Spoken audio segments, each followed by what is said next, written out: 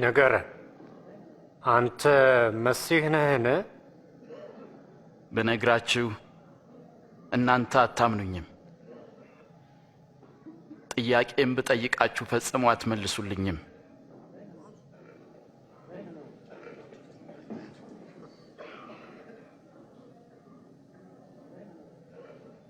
ነገር ግን ከአሁን ጀምሮ የሰው ልጅ በእግዚአብሔር ኃይል ቀኝ ይቀመጣል።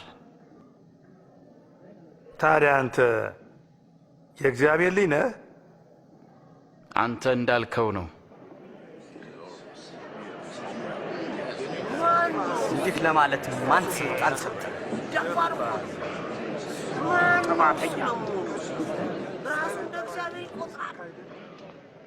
ያለውን እኛ በጆሮአችን ሰምተናል።